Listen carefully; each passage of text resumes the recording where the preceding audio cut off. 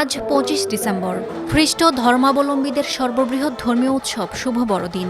যীশুখ্রিস্টের জন্মদিন উপলক্ষে বিশ্বজুড়ে খ্রিস্টান ধর্মাবলম্বীরা প্রার্থনা, ধর্মীয় আচার ও আনন্দঘন আয়োজনের মধ্য দিয়ে দিনটি উদযাপন করছে।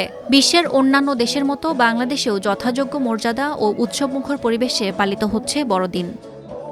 খ্রিস্ট ধর্মাবলম্বীদের বিশ্বাস, যীশুখ্রিস্ট এই দিনে ফিলিস্তিনের পশ্চিম তীরের বেথেলহেম শহরের এক গোয়ালঘরে জন্মগ্রহণ করেন। সৃষ্টিকর্তার মহিমা প্রচার এবং মানবজাতিকে সত্য ও ন্যায়ের পথে পরিচালনা করার জন্য যীশুখ্রিস্ট জন্ম নিয়েছিলেন। এ উপলক্ষে বৃহস্পতিবার দেশে সরকারি ছুটি ঘোষণা করা হয়েছে। খ্রিস্টান ধর্মানুসারীরা গির্জায় বিশেষ প্রার্থনার পাশাপাশি পরিবার ও প্রিয়জনদের সঙ্গে আনন্দ ভাগাভাগি করছেন। বড়দিন উপলক্ষে খ্রিস্ট ধর্মাবলম্বী সহ সবার শান্তি ও কল্যাণ কামনা করে পৃথক বাণী দিয়েছেন রাষ্ট্রপতি মোহাম্মদ শাহাবুদ্দিন ও প্রধান উপদেষ্টা ড. মোহাম্মদ ইউনূস। এ উপলক্ষে রাজধানী ঢাকাসহ সারা দেশে খ্রিস্টান ধর্মাবলম্বীদের ধর্মীয় প্রতিষ্ঠান, গির্জাগুলোকে সাজানো হয়েছে নতুন আঙ্গিকে।